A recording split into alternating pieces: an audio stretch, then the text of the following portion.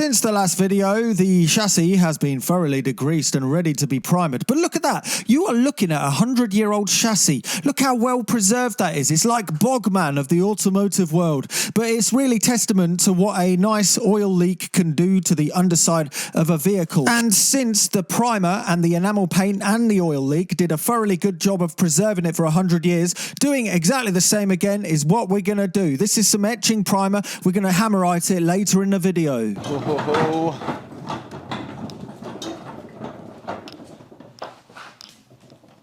Before we start putting things back together, I figured now is the right time to actually get all of the messy stuff over and done with, so I can paint the floor bright red and then assemble it in a nice McDonald's colour scheme or something.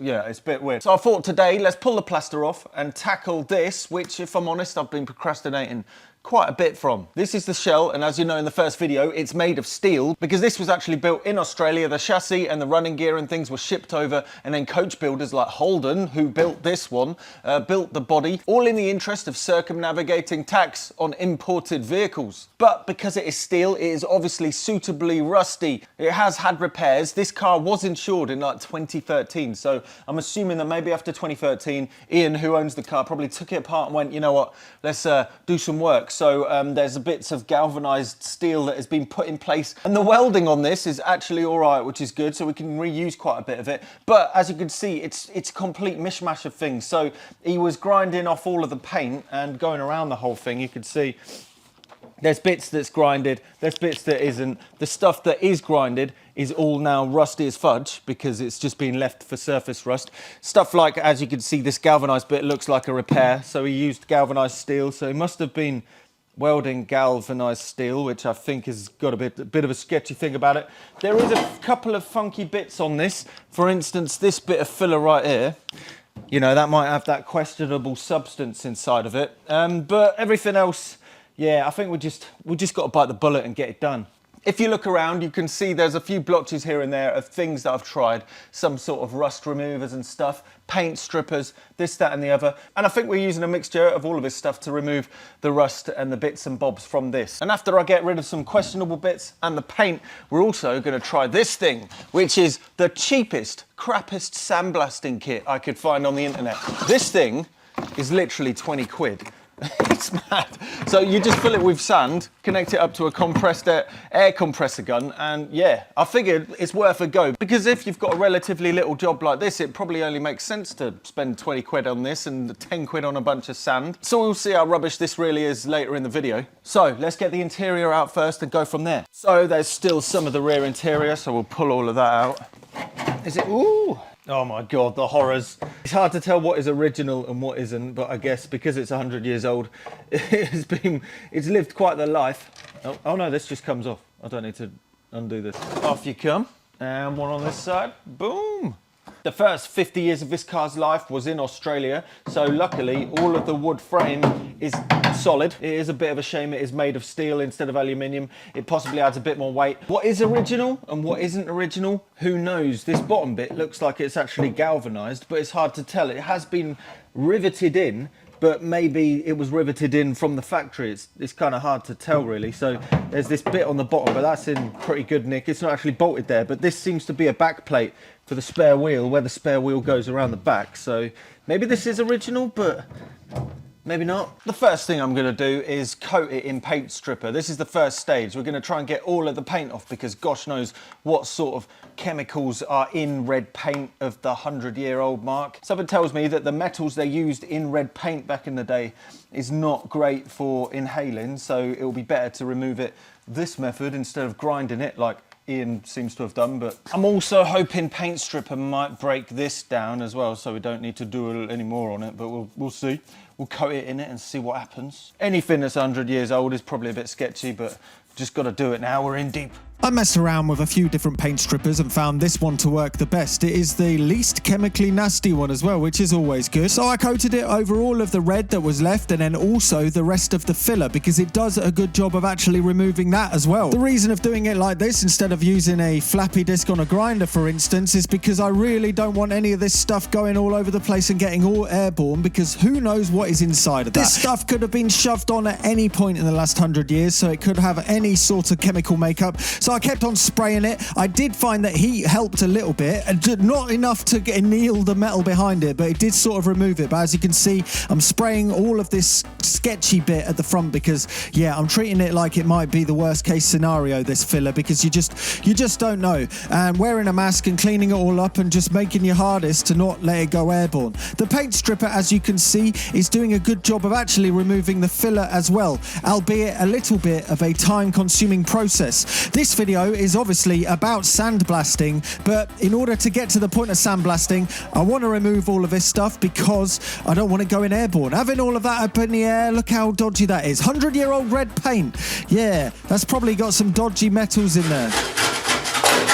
So I got pretty much all of the stuff off the front of it. I've cleaned it up with cloths off the floor. There's water all over the floor because I've been keeping it all soggy wet and everything. That was a few hours ago. I think it's time to actually see how messy and, well, how effective / messy this kind of thing that I've got is. I feel like I'm about to do a cleanup at a murder scene. In fact, the fact that this stuff is red and kind of gets on that like that, it's going to make this look proper sketchy by the end of it. So the first thing we need to do is plug in the air compressor, because you need an air compressor for the sandblaster, obviously. So this is the 20 quid sandblasting thing. You put all of the stuff in here and I guess you plug it into the air compressor and just send it to town. I've realised I can't actually do that. Oh no. This is only a really cheap air compressor as well, so it's got a really crappy hose. One day.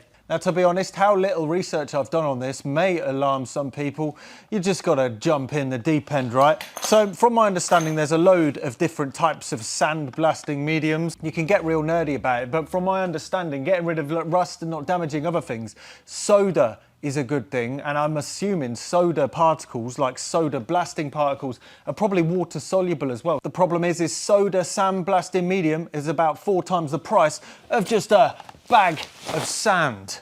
So this bag of sand was £5, so I'm just going to shove it in here and go to town on it. Oh no, it's everywhere. To be honest, actually, looking at this sand, it looks like recycled glass. There's all of the glass colours like green and yellow and brown and white, so gosh knows. Anyway, I think we've got plenty of that in there. We're gonna... Right, let's give it a go on this bit that we've cleaned from all this dodgy filler stuff, just see what happens. I've got goggles on, I've got mask and... Whoa! Oh my God, that is incredibly abrasive. That's amazing. This is going to take a while. What we're trying to achieve here is removing the surface rust to give a sort of uniform mottled finish. The reason why I ended up trying to do a sandblaster instead of sanding it or using a flappy disc was I found that it was very pitted. There's a lot of raised areas and lower areas. In order to get to the lower areas to remove the rust with something like a flappy disc or a sander, you'd have to remove quite a lot more metal than you would initially intend to. So using a sandblaster means you can get in all of the nooks and crannies and keep all of the good metal still, albeit in a bit more of a mottled sort of finish, but hopefully we'll be able to uniform that with a light bit of sanding and also some high build primer and things like that. So earlier today I did this bit right there, that part. It took the best part of half an hour and it was sort of infuriating, if I'm honest. And it is nothing to do with the actual sandblasting kit. That is perfectly fine. In fact, it does a perfectly good job. That didn't even use up the whole sand thing in the thing. The biggest annoying part of it is using an underpowered air compressor. The air compressor I got is 24 litres, 1.5 horsepower. I didn't realise actually, but it does say on the portable sandblasting thing, minimum use 3 horsepower air compressor. I think that's so the air compressor has a fighting chance to keep up with the pressure. The issue I was finding after about 5 seconds of shooting, the pressure had dropped below the minimum and it wasn't really doing much. I was just wasting sand at that point, and then it would take another 20-30 seconds to fill back up again, and then I had 5 seconds, wait 20-30 seconds, have 5 seconds. So that's why this panel on its own took half an hour. However, the results are really good. It's got a mottled feel to it, obviously, but it's quite a uniform finish. It's very dark in colour right now because I coated it in Q-Rust, the rust converter stuff. So that's converting the last of the rusty stuff. The mess as well is actually quite controlled. All of the sand kind of lands in the vicinity on the floor. There wasn't really much kind of airborne dust stuff. Regardless, anyway, I left with the masks and overalls, and I've come back. It's about 4 hours later now. The next step is to finish with the paint stripping on the back. It's a case of constantly reapplying it and then rubbing it off and reapplying it because It's a little bit stubborn, and ultimately the cheapo version of sandblasting ends up costing more money. Yes, I've had to get another air compressor. It's been on the to buy list for a couple of years, to be honest, but this is the first instance I think it is absolutely required. Found one on the best deal I could. It seems that all of these 100-litre 3 horsepower compressors seem to look the same, they're just painted differently. So I'm assuming the cheapest one is going to be as good as the most expensive one. I'll see you in a couple of days and see how it works out with the bigger air compressor. Oh, god damn it. I was trying to find a second-hand one and there just wasn't one nearby, so I had to get this. This one was on offer. This is my latest tool purchase, and as you know, it's always that thinking, is if you get the tool, then it's gonna, you know, keep on paying itself off and making money by saving yourself having to pay somebody else to do it or something like that. Like, give someone a fish, they'll be fed for the day. Give them a fishing rod, they'll be fed forever. That's, oh, I'm gonna perpetually be on beans on toast diet. I just know it. Oh, let's do the top bit. Let's go, let's go. Let's go, let's go. Oh, that's way better. This made it so much better. The 3 horsepower is still slightly underpowered for sandblasting, but it's perfectly more than enough for doing this job. It meant that it was a lot quicker. I didn't have to stop all the time to let enough pressure build up. I found that if you bounced between 120 psi all the way down to 80 psi, you could get a good, nice, abrasive cutting tone onto it. I didn't spend too long on all of the bits. I just made sure that it got mottled enough to be a uniform finish, and then we finish it off with the rust converter. See that? That is a very good place to start with, getting it all going nicely. So this is the point where I decided I'm going to just reuse the sand. I only bought 1 pack of sand for literally a £5, so I shoved it in this plastic box and realised, wait a second, if I just pull the tube out of this silly red plastic box and just poke it into that plastic box, it will be a lot quicker and a lot easier, and I wouldn't have to keep on loading that kind of portable sandblaster. However, to be honest, for the 20 quid that costed, you probably wouldn't be able to get the actual gun and the hose for any cheaper, so it's still worth getting it there, but just yank the hose out and shove it into a plastic box like this. I know it wouldn't be ideal to do it like this if you were doing it all the time, but for a one-off like I'm planning on doing, I'm never planning on doing this again because it's blooming tedious, I think it worked out quite well. I kept on sweeping it up, and the actual medium didn't go down. As long as you sweeped up the whole area, 1 bag of sand actually went quite a long way. By the end of it, it was starting to jam a bit more because there was some larger bits of like rust crumbles in there. But if you really wanted to, you could probably sieve it beforehand, but I couldn't be bothered. So this is finishing off, getting rid of the rest of the plaster. At this point, I was like, I'm just gonna start working on it and avoid the bits of plaster. So I'm just working on getting the rust and just sanding all that rust down into that uniform texture, and it's turning out really well. I didn't do the bits in the wheel arch because we're going to be having to use a flappy disc on those anyway to be able to clean up the welds and weld it anyway. So I only did the stuff that was absolutely required that probably didn't need extra work beyond removing the surface rust, which is obviously the parts where Ian had removed the paint prior. Has just started to rust again because this must have been at least 10 years ago or more, who knows. Also, interestingly, I went through the paperwork again, and I have since discovered that this might have been with Ian a lot longer than I thought. It turns out, I think, Ian actually moved from Australia to the UK with the car, as well as another car, a Rolls Royce, I think. So this might have been with him when he was in Australia, and prior in New Zealand, what I seem to understand from the paperwork. So this might have been in the family. It might have even been his first car. Who knows? I would love to paint more of a picture of the history of this vehicle, but I will do over time. It's just, you just got to look at the details, and it always comes out here and there. The reason I use the Q-Rust converter is because it turns the rust into a purple sort of colour, and because there's still quite a bit of rust sitting in this uniform texture, it turns it all into this nice uniform kind of material that we can work from. I ended up doing the inside with a flappy disc, and you can see how much more dust that actually lifts up into the air. So the difference is quite considerable. I wasn't actually expecting that, but the reason I did it with a flappy disc on the inside is because such a smooth finish is not quite quite as important, so I gave it a nice big old clunk of the Q-Rust. Also, not to mention, some of this is going to need to be cut out and re-welded with some replacement parts. Anyway, it's time for the hammerite on the chassis, and I didn't realise, but I actually bought the hammered finish hammerite, which actually makes it a little bit more classy than the classic black. It's got classic black, but with some nice sparkles and hammered finish. I think it's actually really nice. It was a very happy accident to happen. What do you think?